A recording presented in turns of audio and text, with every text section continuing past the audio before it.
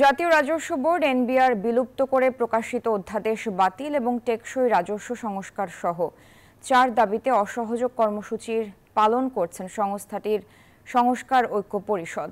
বৃহস্পতিবার সকাল থেকে কর্মস্থলে আসলেও কোনো কাজ না করে কর্মসূচি পালন করেছেন তারা। বুধবারের সংবাদ সম্মেলন অনুযায়ী আজ দাবিসমূহ তুলে ধরে প্রধান উপদেষ্টা বরাবর দুপুর 2টায় ঐক্য পরিষদের একটি প্রতিনিধি দল স্মারকলিপি জমা দেবে।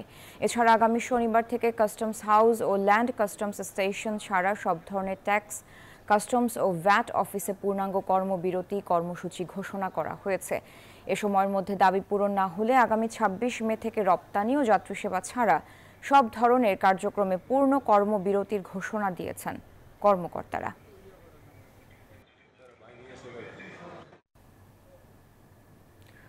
দর্শক, রাজধানীর আগারগাঁওয়ে জাতীয় রাজস্ব বোর্ড এনবিআর কার্যালয়ে আছেন সহকর্মী মিনা ফেরদৌস। তার কাছ থেকে জেনে নিব সেখানকার আন্দোলন পরিস্থিতি। মিনা, প্রধান উপদেষ্টার কাছে স্মারকলিপি দেওয়ার পাশাপাশি তো অসহযোগের ডাকও দিয়েছিল এনবিআর সংস্কার ঐক্য পরিষদ, তো নতুন আর কি তথ্য আছে আপনার কাছে এ বিষয়ে?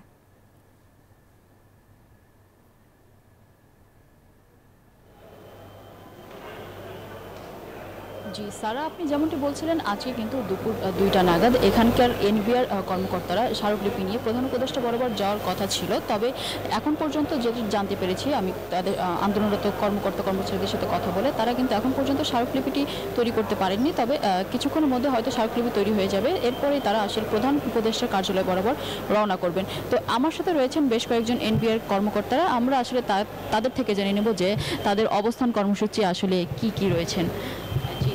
ভাইয়া, আপনাদের কি অবস্থান কর্মসূচি রয়েছেন এবং আপনাদের দাবিগুলো যদি আজকে একটু বলতেন।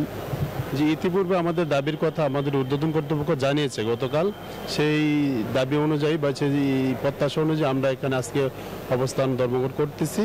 আর আমাদের রাতের অন্ধকারে যে অধ্যাদেশটি প্রকাশ করা হয়েছে সেই অধ্যাদেশটি বাতিল চাই এবং এই বাতিলের পক্ষে আমরা এখানে অবস্থান ধর্মঘট চালিয়ে যাচ্ছি এবং এটা আগামী যে কর্মসূচিগুলো দেওয়া আছে সেটা যথাযথভাবে আমরা পালন করার চেষ্টা করব।